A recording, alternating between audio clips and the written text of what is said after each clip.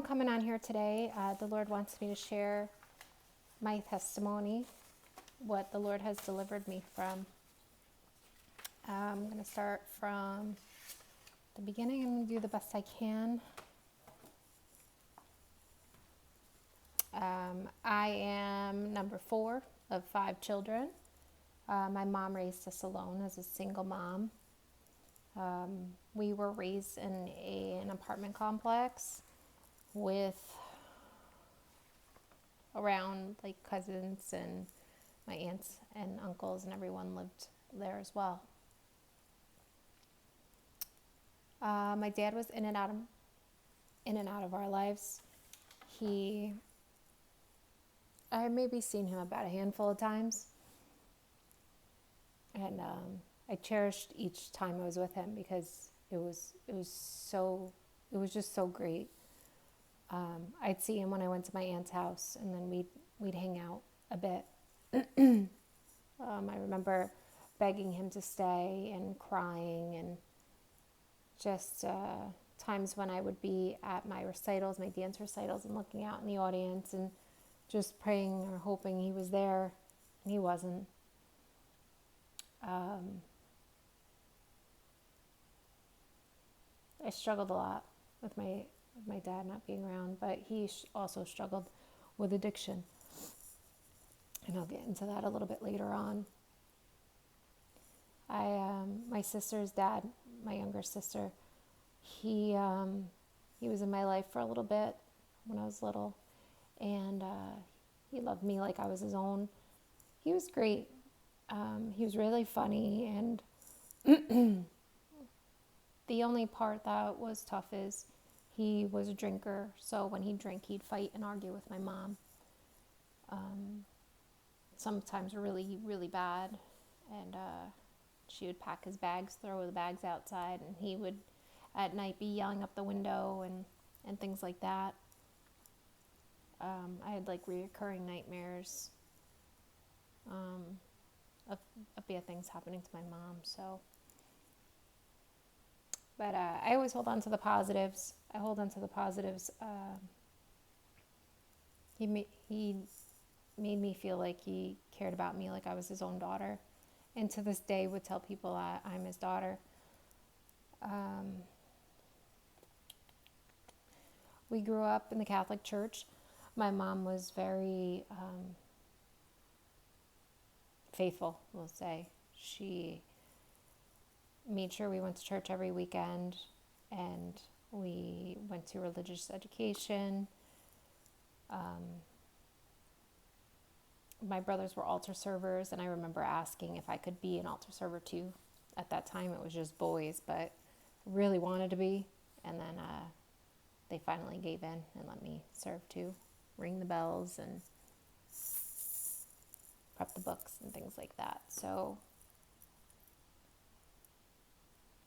that made it a little more appealing to go and sing in the choir and things like that. So it was a big part of our lives.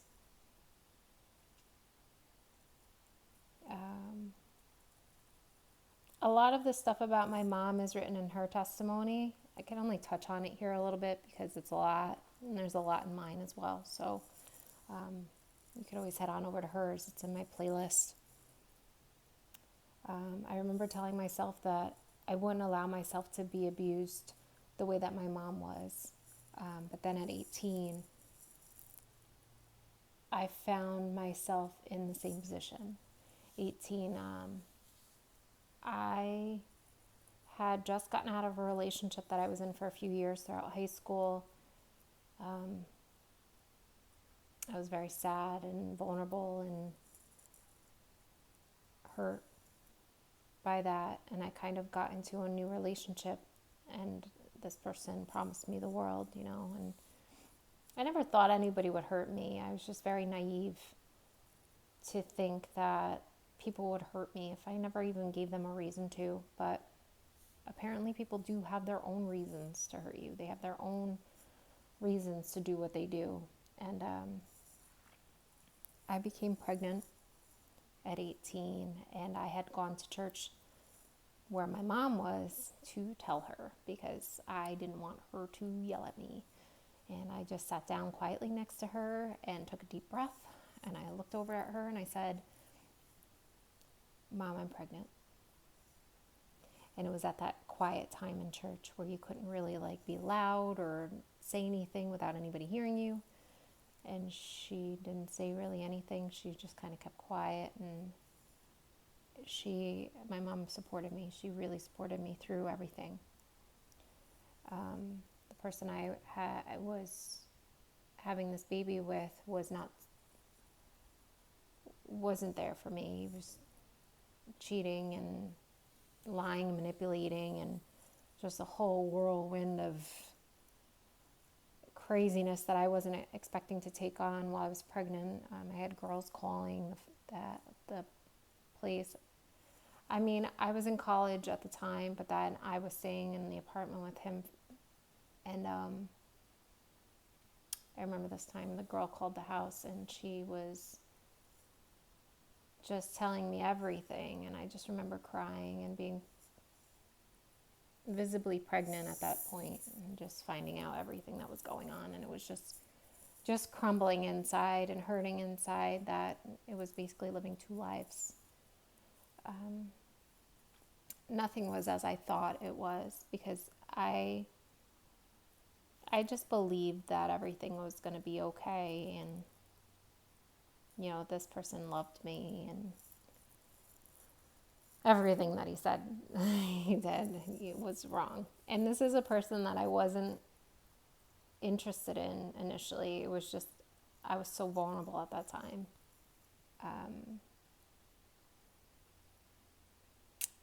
But I let my guard down and I stood there mentally, physically abused. My mom went to all my childbirth classes with me, which was interesting because I was the only one there with my mom. Everyone else was there with their partner. But I'm thankful to look back and it's just her in those memories because they're big memories for me. I was very young to be pregnant, and the videos that they were showing were terrifying. So I'm glad she was there. I remember at one point I'm like, you need to rewind that because I need to know what that means and I need to know what that is. And the other moms there were a little more seasoned and they were like, we don't need to see that part. I'm like, but I need to see it. So my mom was there with me.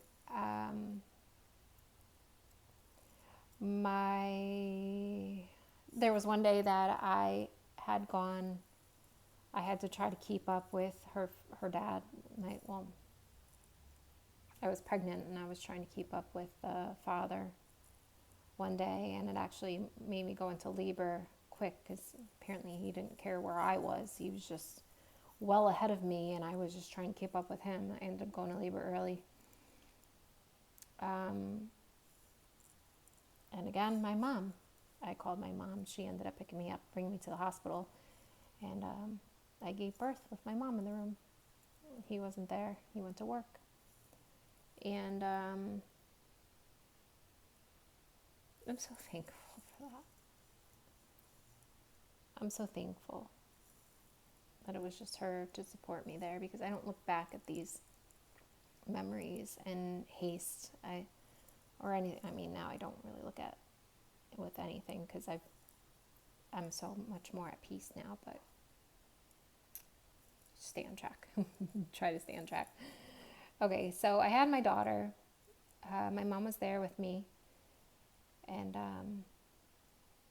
I focused on her. It was just easy to focus on her, and she just lit up my whole world.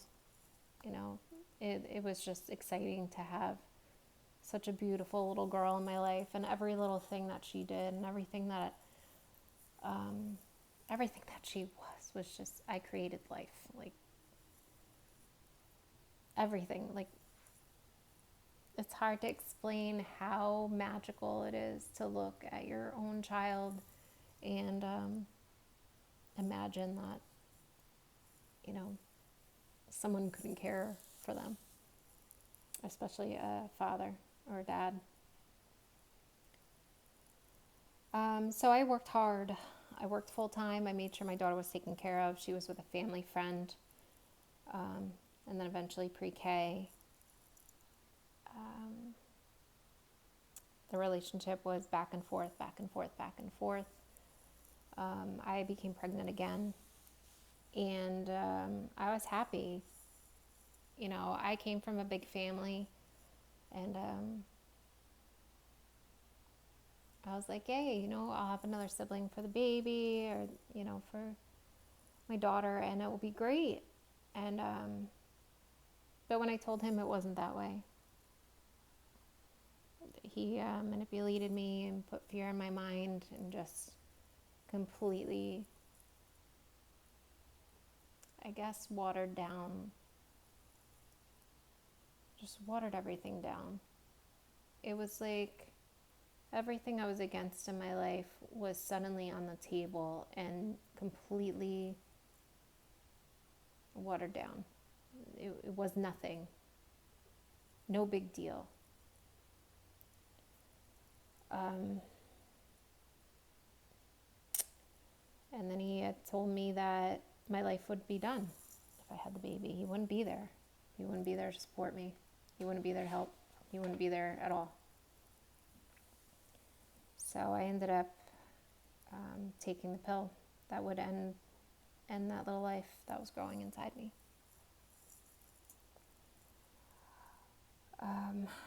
Time passed again, back and forth, back and forth. He's with other women. I couldn't do anything. I remember one time I tried to move on. I actually started to get out of the funk. Like I wanted to feel like me again. I wanted to feel valued. I started dating again, and I came home one day and he had broken into my daughter's father had broken into my apartment, broke pictures, smashed things, and as I walked in, I was on the phone, took my phone, broken in half, lifted me up on my throat to the top of my door frame and held a knife to it. I don't even know what was said, but I just remember my mom coming, and we called the police, and he was gone. He had left, filed a police report. I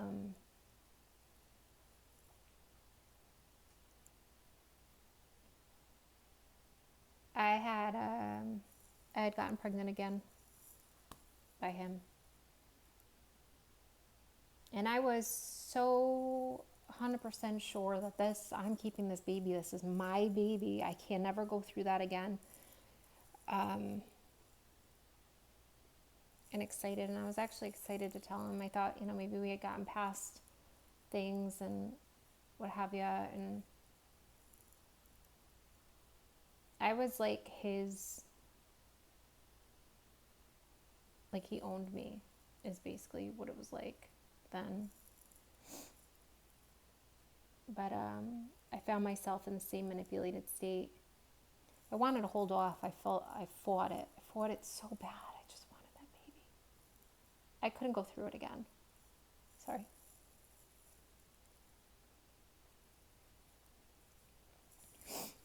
But the pill was so easy to just swallow at that point, and he cheapened down. It was just so cheapened down the value of that life, the way it was explained to me. And I was just numb. I was numb. That night I took that pill, I bled alone, and it was terrible. I called him and I said, we need to go to the hospital. I'm like, I'm dizzy, I'm bleeding, I'm bleeding so much. And he was out partying and didn't want anything to do with it. So I had my daughter, and I wasn't about to drive with her in the car, so I stayed home, and I woke up in a pool of blood. And he came the next morning, and we brought my daughter to my mom's house and went off to the hospital. We told my mom that. I just had to go to work. I got to the hospital and I had bled so much that it looked it looked crazy in that room. At one point, they went to put the IV in, and I don't know what happened, but my body instantly shot up. It was like instant sweat, about to vomit, like instant everything. My body was just completely shook up all of a sudden. It was just overall, it was just a very traumatic experience. And to this day, I still don't know what they actually did, because they put me under, and I just so worn and broken. Sorry.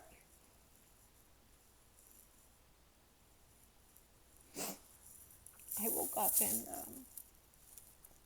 we went to pick up my daughter and just go home.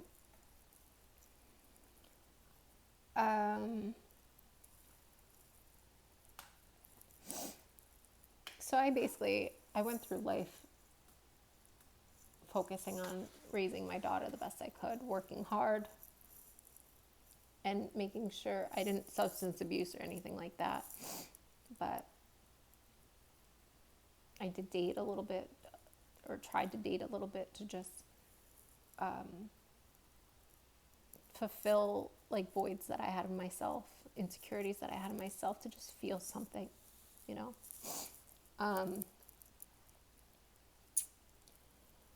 Eventually we moved away. So I took my daughter and we moved into his parents' house, and they lived about an hour and a half away. There I started a job, started to get myself together. I had a little bit of help because they would help me watch the baby. And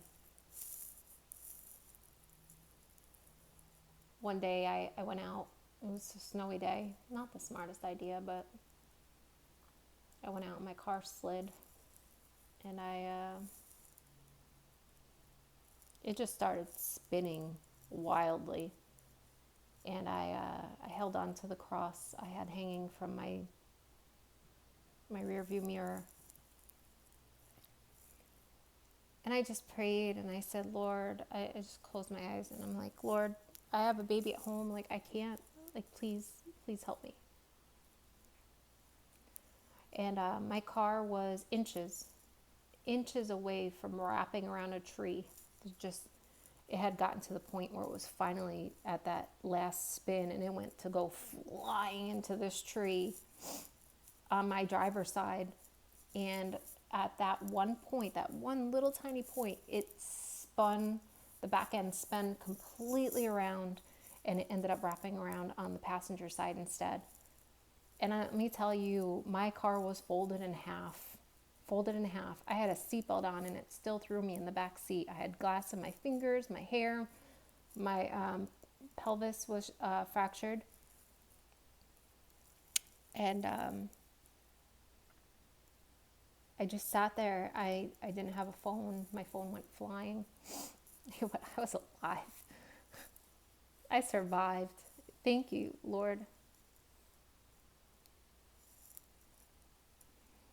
I had this angel stop.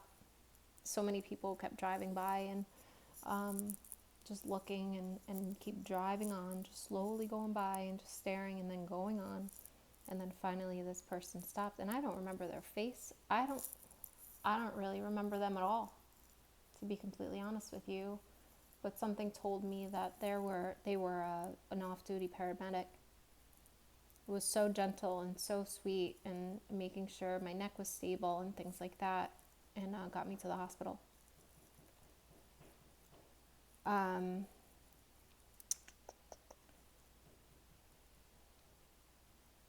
After that, I ended up meeting someone else at work, at my job, and I got to know him. I got to know his family. They got to know my daughter. They loved her. This family is so amazing. And I actually started dating him, and we ended up moving back upstate and then back home, or downstate. Like, we kind of went back and forth a couple times, But then finally, he actually was like, you know what, enough's enough. He's like, you're going to move in with me. You're going to move in down here. And we did. We moved in with him and his family, and it was wonderful. I went to school. I started working. She started kindergarten. And everything was falling into place. Everything was falling into place. I bought a new car. I was gung-ho on everything. But the problem I had was I still focused on my daughter. But as everything was falling into place, my mental state in the background was affecting me physically. And let me explain. One day I just had woken up and my body was just weak. My arms were weak, and I thought I had a virus or something was going on, but this went on for a while, or maybe like a couple weeks or so. A couple weeks. I honestly can't quite remember, but I remember it being so draining. I was very fatigued, and apparently when you suppress so much, it can attack your body physically. And I'm not one to take medications. I'm not one to be like, hey, here's a pill, this will fix it, this will make you feel better. I did go to a crisis center and talk to people, and I wanted to get better. Of course there's prescribing like antidepressants and things like that, but I'm like, no, I really just, I want to figure out what's, the root of everything that's affecting me. So I took it upon myself to kind of research and figure out ways to remedy. And I had started writing. I would just start writing down random things that would come to my head, and things were coming out of my mind that I didn't realize were still there. Things that had affected me in my childhood. Feeling rejected by my dad. I had insecurities and just awful pain from, my daughter's dad. I just felt like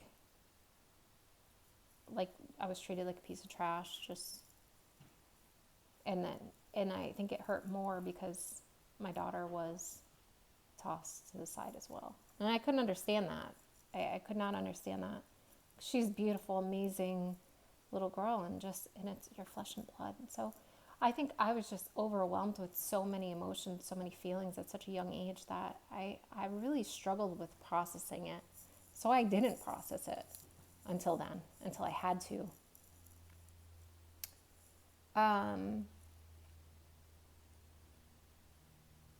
I remember going through so much that I had written letters to everyone that I loved. Like I thought I needed to end it. I thought it was just done. You just hit that dark place that I felt like I just needed to end. But it didn't happen. And the Lord was there. He's been with me. One day I was pulling out of the driveway to go to work, and I heard stop. Now I know it was a stop in my spirit. While in that split second, it was surprising. I put my foot on the brake, and right when I put my foot on the brake, I was at the end of the driveway, and this garbage truck.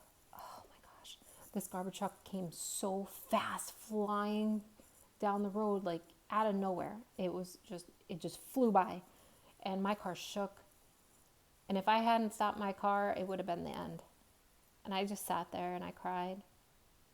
And I cried and I cried.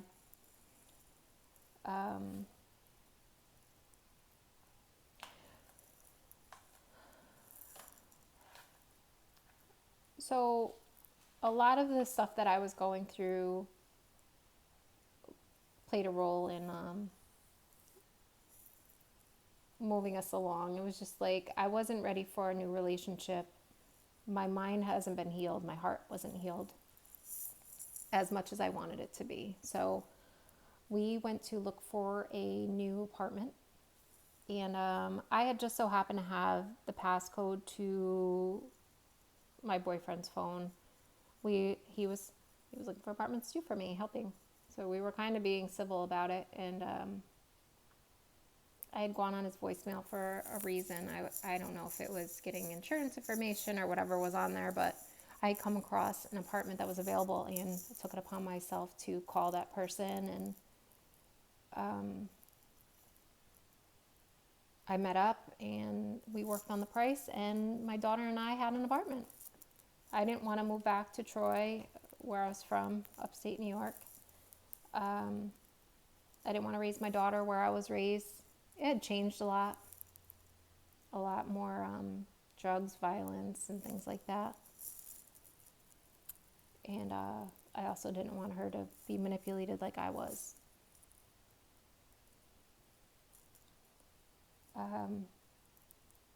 So I moved into this house. The owner's mom lived upstairs, I lived downstairs, and they were so sweet. The mom had a caretaker. She had a woman there who would care for her and take care of her, and she was amazing. I just remember spending time. My grandmother passed away when I was pregnant, and I missed her so much. I was her first granddaughter. She had Alzheimer's. Well, she didn't pass away when I was pregnant, but in my mind, when she had Alzheimer's, that was the time that she didn't know who I was anymore. So it's like I lost her then.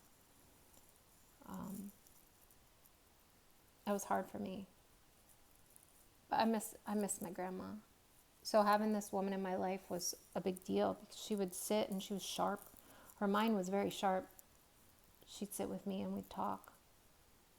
I trimmed her hair. When I was sick, the person who cared for her would care for me. She would sit on the steps with me and give me eucalyptus and oil and show me all these cool tricks and natural ways to manage.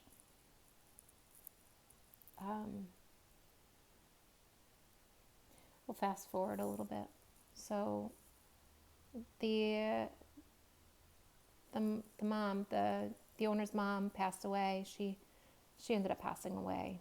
But when she was in the hospital, I went to visit, and I ended up spending time with the owner's son a little bit. I remember we were at the hospital for a little bit and went to go get food on our way back home. He lived right across the street from me, and the houses were very close. And we fell in love. We just slowly but surely fell in love. Unexpectedly, it just hit. And then he asked me to marry him. And I said yes. Very happily so. And that owner of the house is now my father-in-law. So we got married, and then within that year we had our daughter. Thank you, Lord. And then a couple years later we had our son. After I had my two little ones, I struggled a little with the fact that I'd given up two of mine. And I prayed and prayed and prayed and cried and cried and cried. And I just remember sitting on my living room floor looking at my children sitting on the couch, and I gave them back to you. I gave them back to you. And I just stared at them, and I'm like, I wasn't hearing clearly from the Lord at that point. I wasn't hearing clearly from the Lord. It's just like when I look back now, it was. I stood up and I couldn't believe it. Another time I had gone to repent about it, and I was in the shower, I remember, and I was like, please God, I need to know that you forgive me for this. This is so big to me. And I just cried and cried and cried. And I said, Lord, please. Sorry.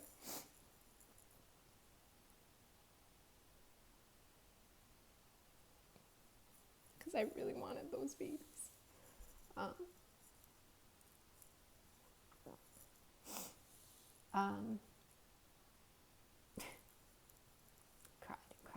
and I repented.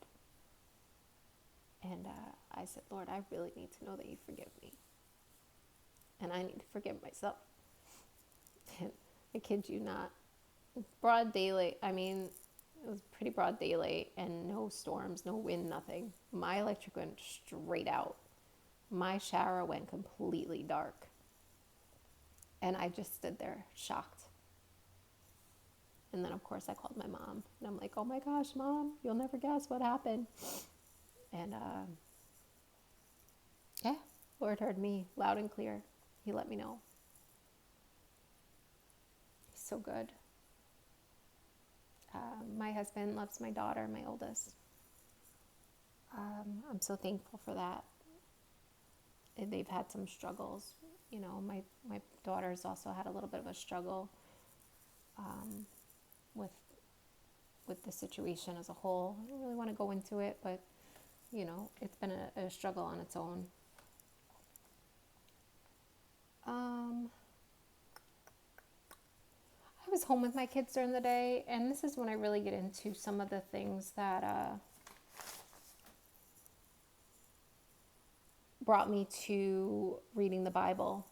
So I was home during the day watching TV, and I was never a political person. I wouldn't say religious or anything like that, but I was watching the news, and I noticed that during the day there would be like live rallies and live congressional hearings and just live things that would happen throughout the day where you're hearing them talk as they're talking.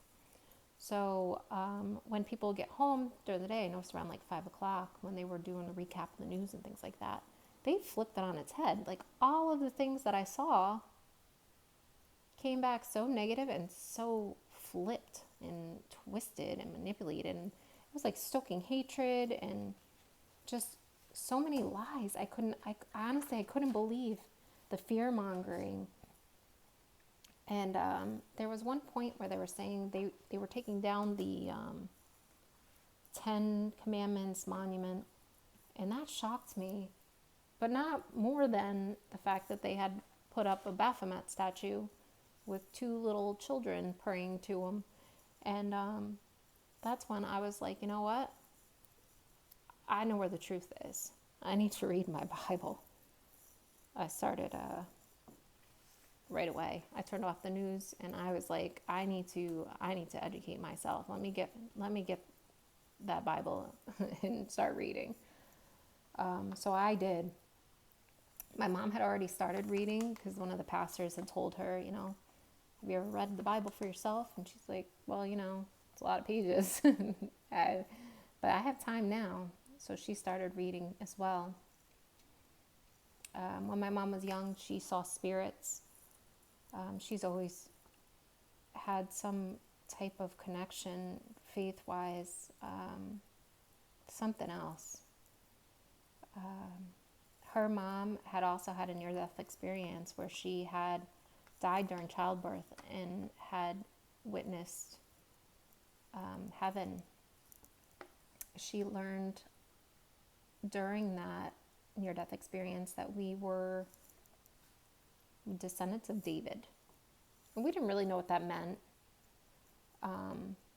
when it was shared, but we're learning a lot. We've learned a lot about what that means. And it's what a testimony. It's amazing. That's, again, in my mom's testimony. It's in more in depth. But I do want to touch on it here because I feel like it's important.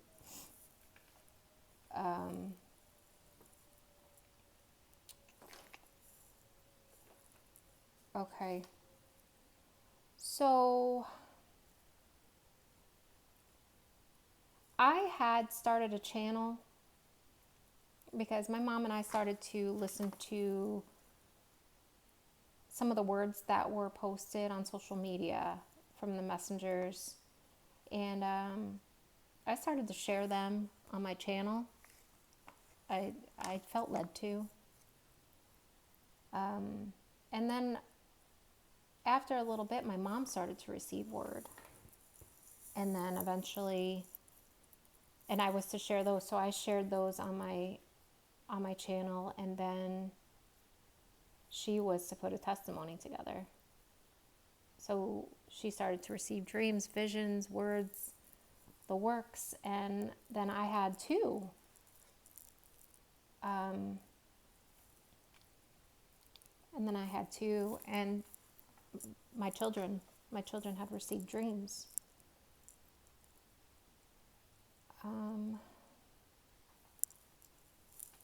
What a time to be alive, I tell you. My dad passed away in 2018. It was sudden. He was only 57 years old. He had knee surgery after a fall, and he was having chest pains and things like that. He went to the doctor the day before he passed away, and apparently they didn't check for a blood clot. But the Lord's ways are his ways. It shocked me. As we drove up to my brother's house to stay for the services, my daughter and I saw clouds shaped as a dove, and they were stretched. That dove was stretched across the entire sky. It was beautiful, amazing even. But I wasn't in the right mind to really put much thought into it. She took pictures. At about 4 or 5 a.m., I couldn't sleep. I prayed. I stood in my brother's bathroom at the sink, and then I had received something about my dad's mom. I didn't know much about her. She had passed away before I was born, and I didn't really think to ask. But the next day at the service, I asked my aunt, my dad's sister, what happened to their mom, and that's when she told me that my grandmother had died in his arms when he was 19. My brother and I were born just a few years after that. I understood then that my dad suffered. Inside, I understood that he tried to be strong on the outside for his family, and he tried to cope the best way he could. It humanized him a lot, and it put a lot into perspective for me, and that rejection melted away. I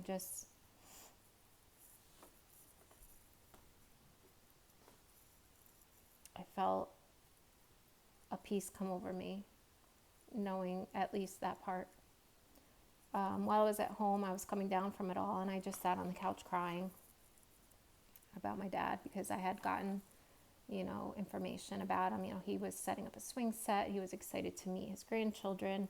He had met my oldest at one point. They had the same fingers and toes. She was sitting on his lap, and we were just comparing, the similarities that we had.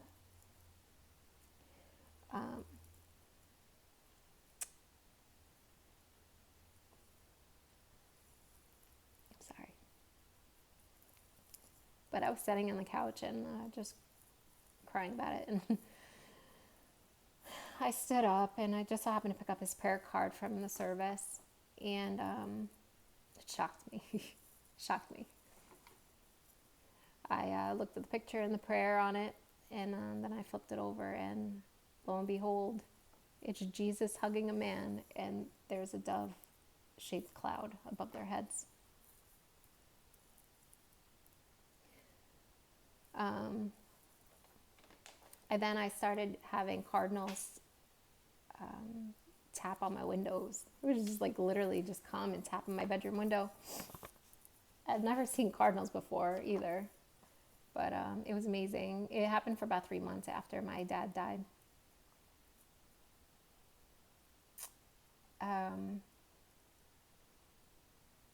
Skip ahead a little bit. So my husband and I, we were surprised with another pregnancy in 2022. It was shocking because I had a thyroid issue, but it was super exciting. We had gotten an ultrasound done with a 125 beats per minute heartbeat. And after that, the Lord had given me slightly blighted ovum, were the words. And I didn't know what it meant. at all, but I knew in my heart that something was wrong. And he had given me a personal word with it as well that I wouldn't fully comprehend until later on. On February 5th, 2022, our baby was gone to be with the Lord. We're devastated but hopeful. We decided to try again. And I don't know if it was just my way of coping, but we decided to try again. Months went by and it just wasn't happening. It was exhausting, cycle after cycle. My stepdad had passed away suddenly as well during that time. That's a big story in itself. I'm going to leave that at that, but I'll leave that for my mom to talk about a little bit. And then after that, we became pregnant again.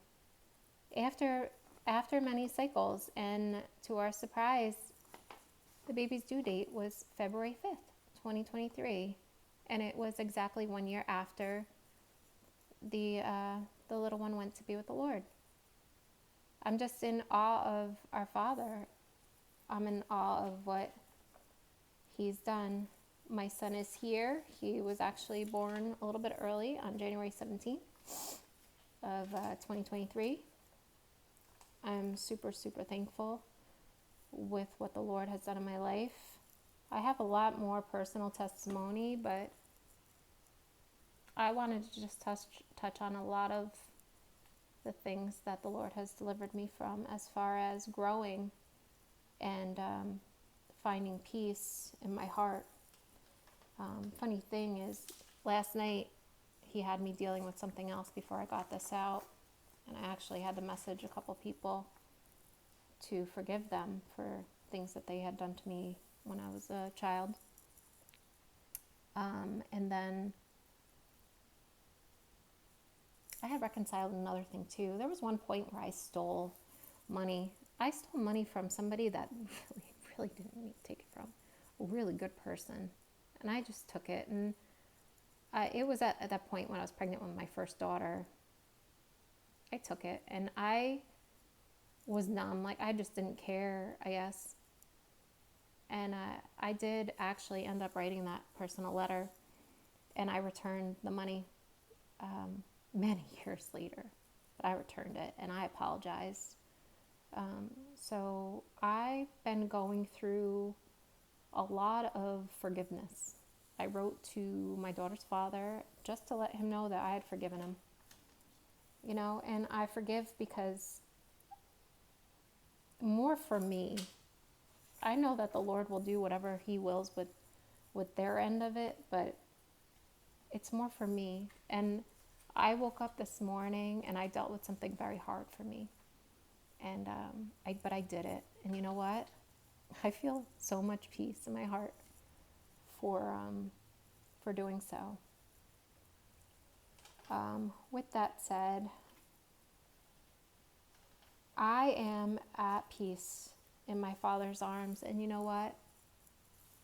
I look back at all the times that I felt rejected and I felt alone and I felt lost and I felt confused and broken. And all those times I see Him there. It's like that Footsteps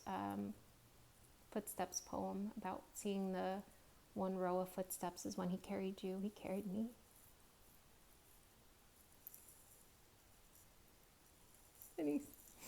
And he still carries me. I've always had a father. I say dad. You'll hear my testimony. It says dad a lot. Because I learned what father means. And father means fathering a person, fathering your child, and that's it. I'm going to end this here. I love you all, and I pray that you all have a blessed day.